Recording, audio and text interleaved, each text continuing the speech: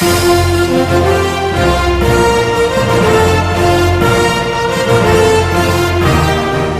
Tubug Integrated School proudly presents the 17th closing exercises and 4th moving up ceremony with the theme Strengthening the Quality of Education Amid the COVID-19 Pandemic. Ladies and gentlemen, the processional march. Starting from the Tubug Integrated School teaching staff, headed by our very own Mrs. Marietta A. Silagan, Teacher Nino James Avenido and Teacher Sofronio Manilag, Teacher Charlene Eroy and Teacher Odeth Igot, Teacher Janelu Pacanya and Teacher Cristita Avenido, Teacher Maria Cecilia Galing and Teacher Adeline Crisologo. Next, we have the completers for the school year 2020-2021.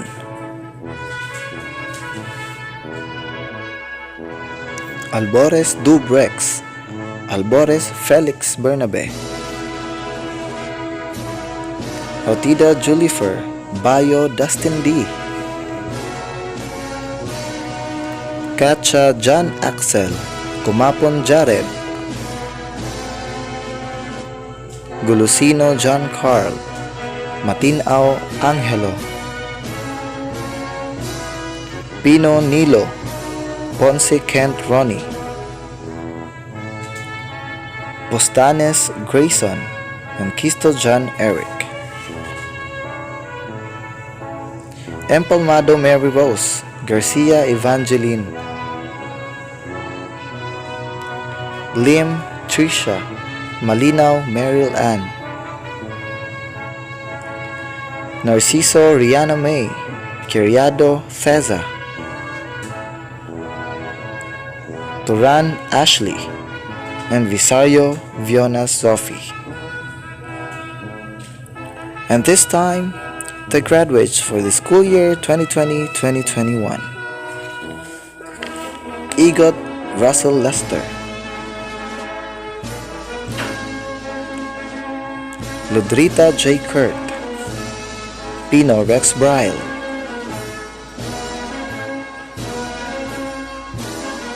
Salazar Alvin, Salazar Arvin, Sasuman Bieber, and Velasco Michael, Akyat Angel Marie,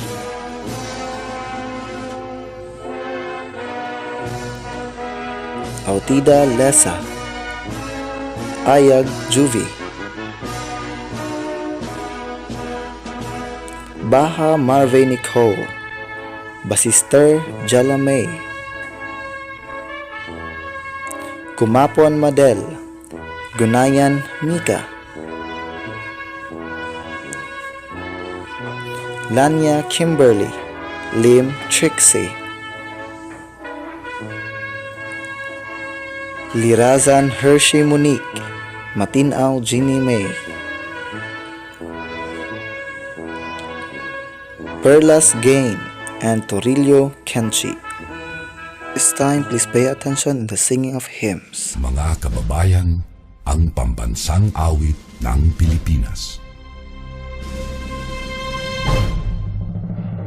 Kayang magiliw, telas ng sinakanan, alam ng puso, sa titik mo'y buhay.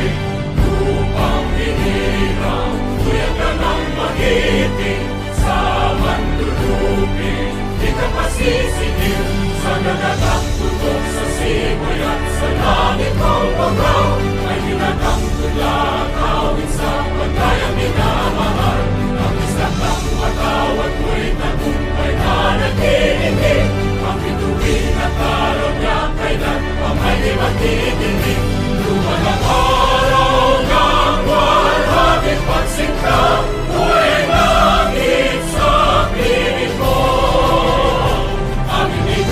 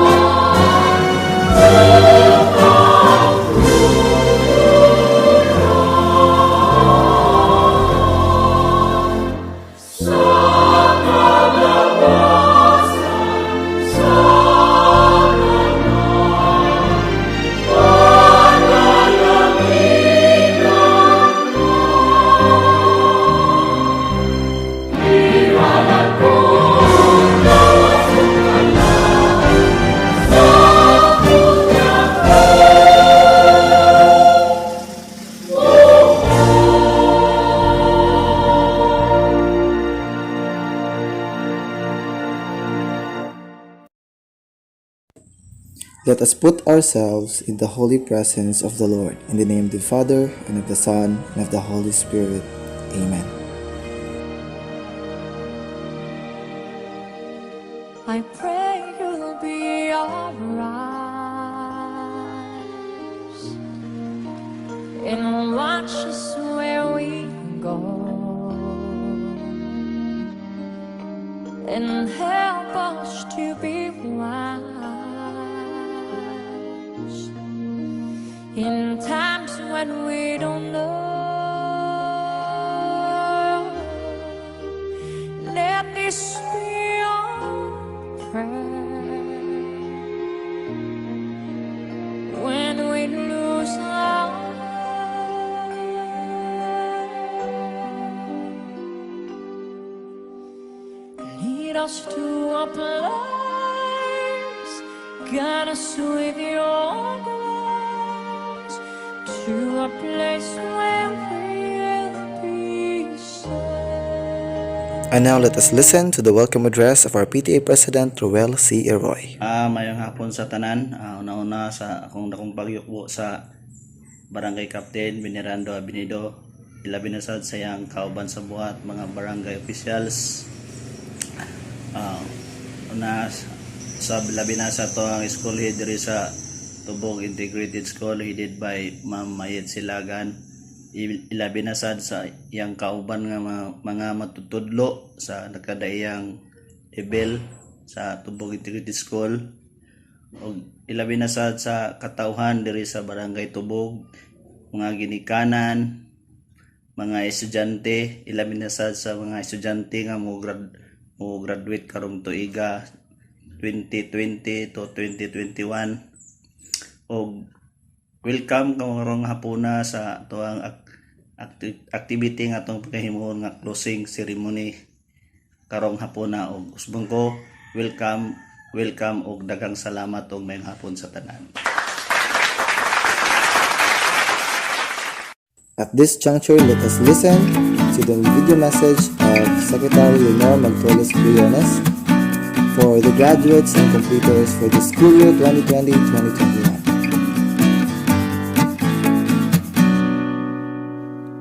Good day to each and everyone who is attending virtually present at this time of our graduation ceremonies for our beloved and very precious graduates for the school year which ends at this time. First of all, I'd like to greet the parents and family members without whose sacrifices, whose reminders, and whose participation in the learning process for our graduates have resulted in this culmination program. This year, your role has changed drastically, where we've always believed that the matter of educating our children rests nearly exclusively on our teachers and our staff. This time, you parents, you family members, you who are in the households of our learners have expanded your role and contributed to this wonderful day, wherein finally, our learners are graduating in this culmination exercise. So congratulations, because this year has not been very easy, has not been a picnic for our teachers, for our family members, as well, especially the parents, mothers, fathers, sisters, brothers, and all who have contributed to the achievement of our learners at this time. So, maraming salamat at congratulations, parents and family members. Mas malaki ang role ninyo at this time compared to earlier graduation exercises. Secondly, I would also like to greet our teachers, without whose very careful review and careful supervision of the work of our pupils and our learners, this event would not be taking place at all.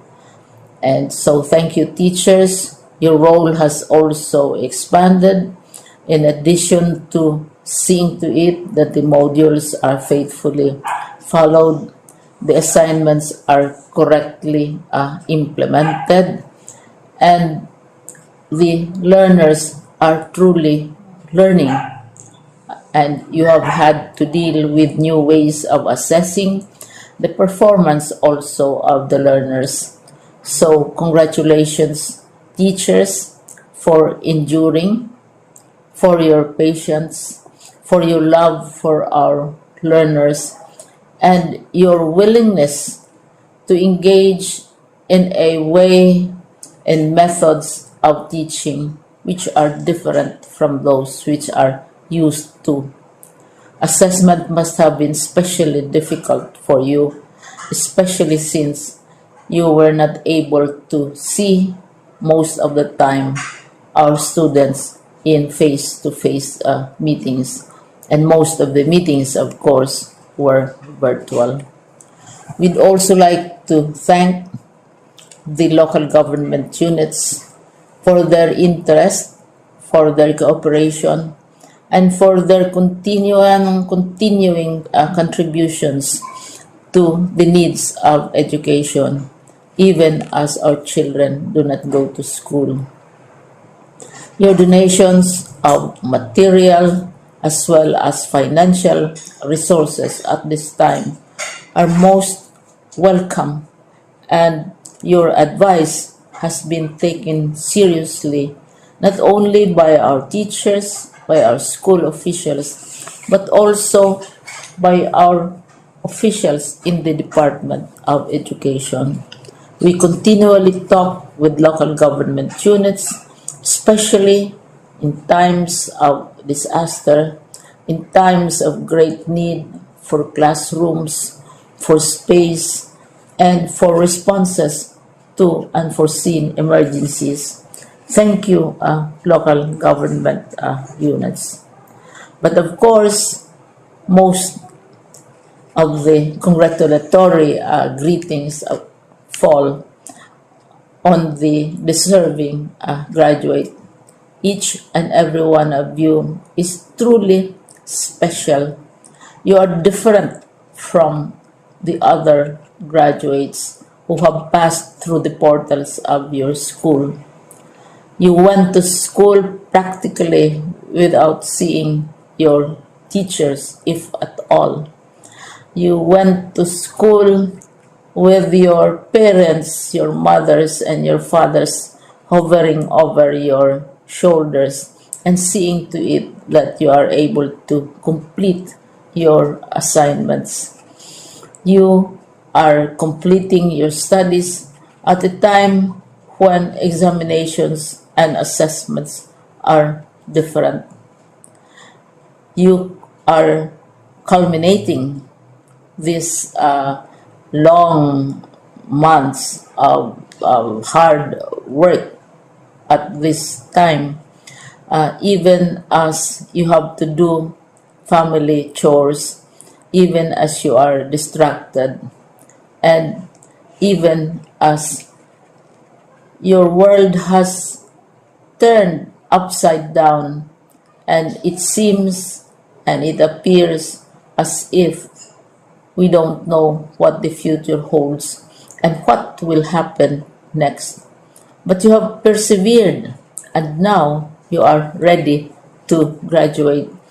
And therefore, you deserve each and every bit of congratulations from us in the Department of Education, from your parents and family members, your teachers, from the officials in local government, as well as in the parent teachers associations. You deserve each and every single congratulatory pat on your back, each hug, virtually, of course, and each greeting which I am sure you are also receiving virtually. I don't know if you will remember this event many, many years from now. I have tried to recall myself who our graduation speaker was when I finished high school and when I finished my college studies. All I remember is that the graduation speaker was someone important, someone who was invited because that someone is supposed to give a message. What was more important to us graduates at that time was the excitement of the celebrations, the happiness and the joy of our parents, the sadness of parting from our classmates and from our teachers, and the enjoyment of all the graduation events that usually take place come commencement day. When I was a college student, we had a series of events which were designed to embed in our minds, which were designed to help us remember and not forget our days in college. We would spend one whole day going around the campus, visiting the classrooms, saying goodbye to our teachers, and sharing memories. We would have bonfires to say goodbye to each other. We had baccalaureate services where we committed ourselves to God and we prayed for guidance when we go out into the world. So many celebrations, and the speaker, of course, is the least important and easily forgotten component of the graduation exercise. Nonetheless, I will exert all efforts to share with you what I see are things or issues which a graduate should remember and recall. I have said that you are very special. You are very different. You are pioneering. There has been no other class like your class. There has been no other graduate like you as a graduating student because you are the very first graduate of the blended learning response to education in the Philippines. And so you ask yourself, what awaits you in the world outside? You can either work because the kind of curriculum you survived and underwent as a student will enable you to go to work if you wish to go to work. Some of you will proceed to further studies, and this would be a wonderful thing because there are many opportunities for further expanding your knowledge, for further answering and looking for explanations of issues, events that make you curious, especially in science, in technology, and also in the arts. So you can work, you can go to further studies, and perhaps some of you will settle down, hopefully not too soon, so you can pursue what you really want to do. So today, this is why we call this exercise a commencement exercise. It's not the end of our studies. It's not the end of all our efforts with blended learning, with modules, with floods, with earthquakes, and of course with COVID. It's a commencement of doors opening to you. More doors will be opened because you are a graduate. You can work, you can proceed for further studies, you can help your parents, and you can perhaps look for opportunities to do what you have always wanted to do, whether at work, whether at advanced studies, whether at learning more in science and technology, in mathematics, and in the arts. All of these opportunities are available to you. More doors are being opened. I hope you will select the door which arouses your curiosity, the door which will help you know more about this world, and the door which will allow you to contribute to the development of our country and contribute whatever we can to solve our problems and our challenges. Congratulations once more to each and every one of you. Congratulations to you, parents and family members. Congratulations to you, teachers.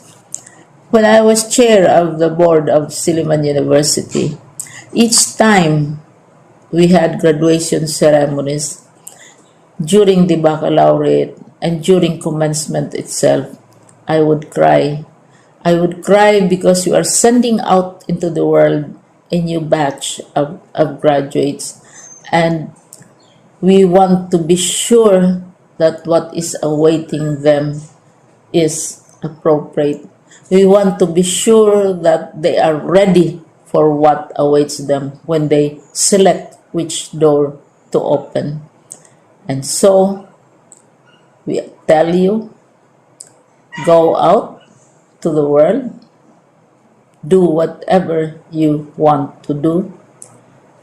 God be with you, and be assured that all of us love each and every one of you. Congratulations. Let us now listen to our regional director's video message. Greetings of love and peace to each and everyone. School year 2020-2021 has been the most challenging year in education. All been struggling to survive in all aspects. But our beloved Secretary Leonor Magtulis Briones lead the baton that education must continue amidst whatever crisis we will be facing. And so, here we are, celebrating one of the most precious accomplishment that you have, your graduation and moving up ceremonies. It is one fleeting sense of pride and joy to be able to celebrate with all of you for your victory, bravery, resilience, perseverance, and commitment that push you to experience what we have today. So our beloved, most precious gems, our dear learners, just wanted to let you know that you are doing great. It is not easy to be learners with all the pressures in today's world. The more in these trying times due to pandemic.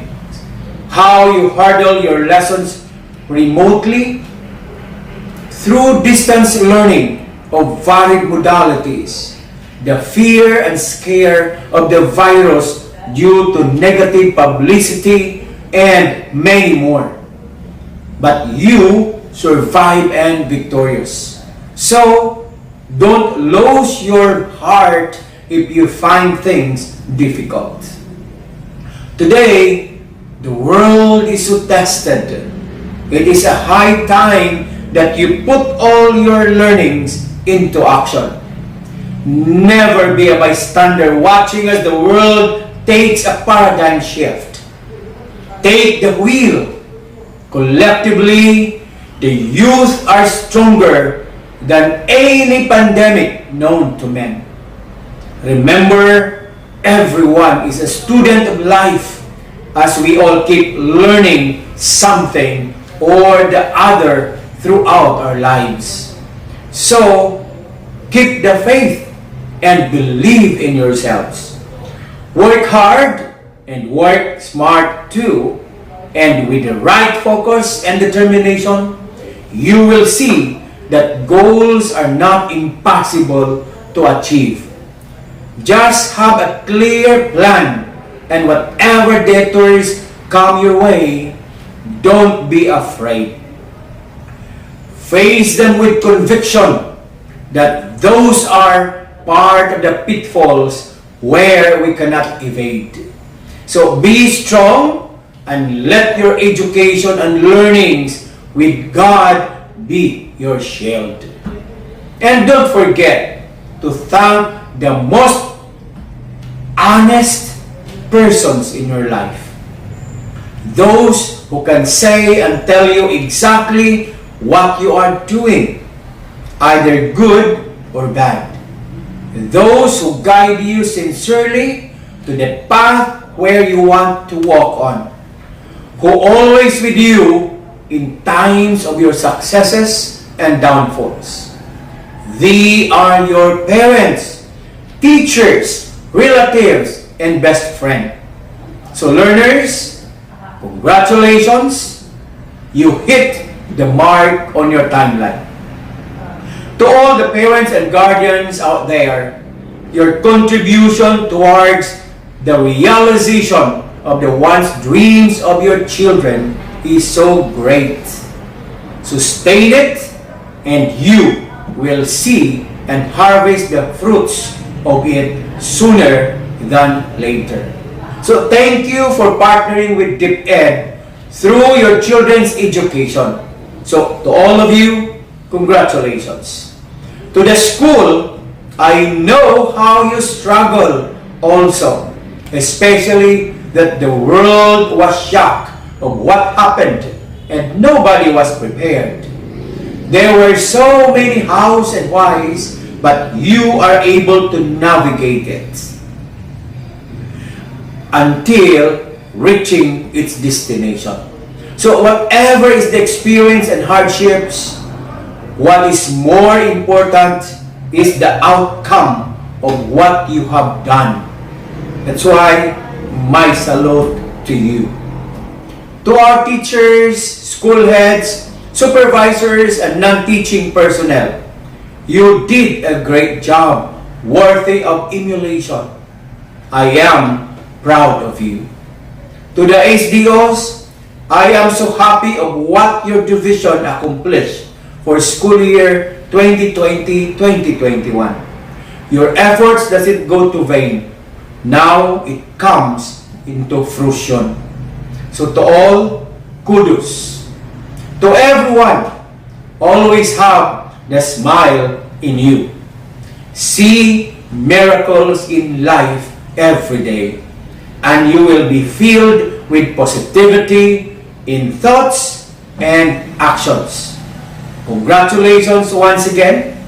Keep safe and God bless everyone.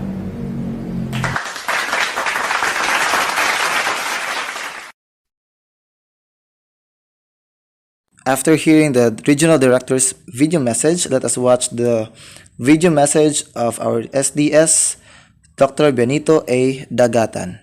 We are all in this together, and thank you for being part of the solution.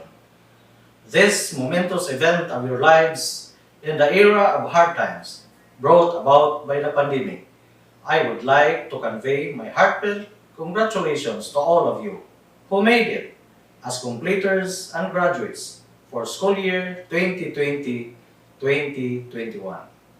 Yes, it was not easy, yet you survived. You are all winners, and you are all great. Your accomplishments today is more impressive and meaningful because of the different contexts through which you have persevered. You face the challenges and uncertainties, and your courage and determination put you to where you are now.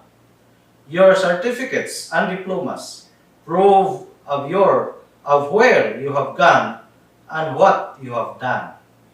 The journey you have been through this school year is far different from all those behind you. You learned the knowledge, skills, and values in a different way, sometimes in a special way. You have teachers whom you miss their scents and smells. You have classmates whom you have never physically met. You learn things and ways more than you wrote or you thought you could. Be proud to what you have now and where you are now. Be proud that you are a pandemic completer and graduate. I honor you, all completers and graduates. I honor your unique way of coping your struggles. I honor your anxieties and doubts when you submit your activity sheets and modules. I honor your resiliency in a remote teaching and learning process where adjustment is the key. This year's theme, kalidad ng edukasyon lalong patatagin sa gitna ng pandemya, strengthening the quality of education amid the COVID-19 pandemic, is a reminder for us to work hand in hand and be always ready for bayanihan. Be ready to act as one. To our teachers, parents, and stakeholders, thank you for being there always to respond to the call of times. The education of our learners today became a testimony of our unity, where we got the better gains because of a quality education strengthened by your support and passion. We celebrate this year's completion and graduation rites as a great milestone in our journey as Filipino. The quality education amid the COVID-19 pandemic carries a strong message of hope when everything seems fall into desperation. We continue, we strive, and we persist because we could not allow our learners to wait.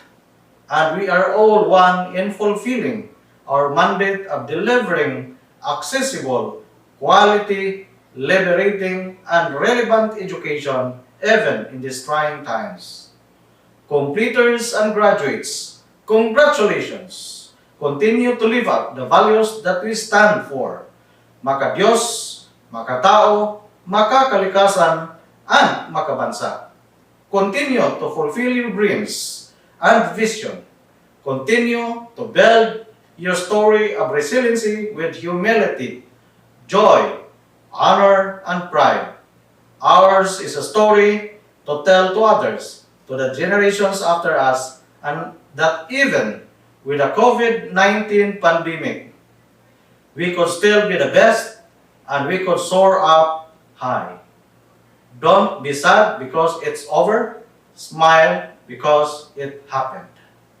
In DepEd Bohol, we care for all. Bihol, Bohol.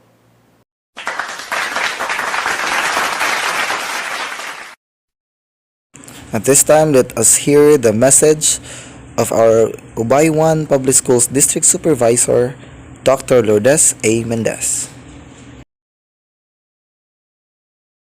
My warmest greetings and congratulations to all our assertive completers and graduates for acquiring another milestone for this school year 2020-2021.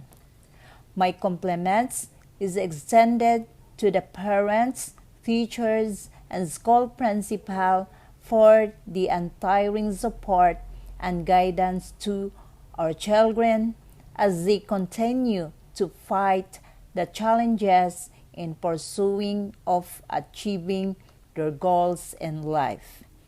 This year's theme, strengthening the quality of education amid the COVID-19 pandemic. It is indeed finishing this challenging school year during these times of COVID-19 pandemic is very remarkable in the sense that it has been inevitable to face and accept the new normal landscape of education. It has been a school year of difficult situation, yet it has been full of hard work, dedication, and passion for all school leaders, teachers, learners, and parents in dealing and coping with chosen learning delivery modality to meet most essential educational requirements with the strict obedience to various health and safety protocols have enormously pitched into this moment of your graduation and completion. My dear graduates and completers, whatever you choose for a career path, remember the struggles and challenges along the way are only meant to design or shape you for your ambition. Once again, congratulations to our dear graduates, completers, and parents. Thank you and God bless. Next is the presentation and confirmation of the candidates for graduation. Good day to all of us. My salute to our school head, Mrs. Marietta A. Silagan. As grade 6 class advisor, I have the honor to present to you the candidates for graduation of Tubog Elementary School this school year 2020-2021, composed of 7 boys and 13 girls, with a total of 20. I hereby petition the Office of the District Supervisor to certify the completion of the requirements of these candidates. Through the Department of Education, Deputy Secretary Leonor Magtulis Briones, Regional Director Dr. Salustiano Jimenez, School Division Superintendent Dr. Bianito E. Dagatan, School District Supervisor Dr. Lourdes A. Mendez, as the school head of Tubog Integrated School Elementary Department, I hereby confirm the 7 males and 13 females, a total of 20 learners, as graduates for this school year 2020-2021. Congratulations. It's time the presentation and confirmation of the candidates for completion. Good afternoon to all. By the power vested on me as a kindergarten teacher of Tubog Integrated School, Mrs. Marietta A. Silagan, I have the honor to present to you 12 males and 8 females for a total of 20 pupils for your confirmation. Through the Department of Education, Deputy Secretary Leonor Magtulis Briones, Regional Director Dr. Salustiano Jimenez, School Division Superintendent Dr. Bianito A. Dagatan, School District Supervisor Dr. Lourdes A. Mendez, as the school head of Tubog Integrated School Elementary Department, I hereby confirm the 12 males and 8 females, a total of 22 learners, as completers for this school year 2020-2021. Congratulations. At this juncture is the giving of certificates to the completers and graduates. Congratulations to Albores Dubrex, Albores Felix, Autida Julifer, Bayo Dustin D, Kacha John Axel, Kumapon Jared, Golosino John Carl, Matinao Angelo, Pino Nilo, Ponce Kent Ronnie, Postanes Grayson, Kisto John Eric, Empalmado Mary Rose, Garcia Evangeline, Lim Trisha, Malinaw Meryl Ann, Narciso Rihanna May, Kiriado Cesa, Turan Ashley, and Visayo Viona Zofi. Congratulations as well to Russell Lester Egon, Lodrita J. Kurt, Pino Rex Brian, Salazar Alvin, Salazar Arvin, Sasuman Bieber, Velasco Michael. A big congratulations to Akyat Angel Marie, Autida Lesa, Ayag Juvie, Baha Marvin Nicole, Basister Jella May, Kumapon Madel, Gunayan Mika, Lanya Kimberly, Lim Trixie, Lirazan Hershey Monique, Matinao Ginny May, Perlas Gain, and Torillo Kinche. Again, a big congratulations to the completers and graduates for the school year 2020-2021. This time, let us listen to the video message of our Barangay Captain, Venerando P. Avenido. To the head teacher of Tubog Elementary School, Mrs. Marita A. Silagan, teachers, parents, graduates, good day to you all. My greetings to the parents, brothers, and sisters of the graduates who take part of their success. Our education for this year is not easy because of the pandemic that we have. But even though our parents, brothers, and sisters of the graduates take a great role in facilitating and guiding them, they act as teachers at home with the collaborative efforts of the family members. You did it, graduates.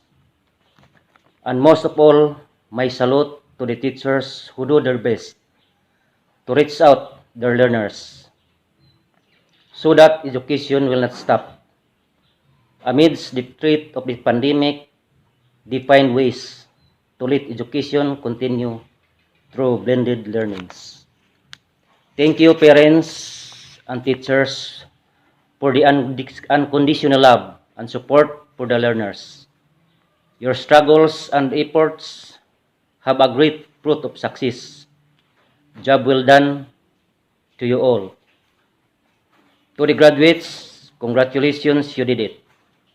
But remember that the hard work has just begun.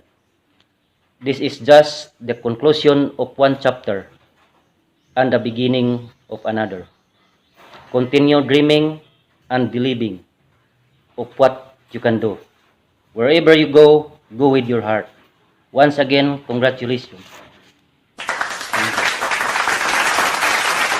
This time is a Tubog Integrated Schools Academic Excellence awardees.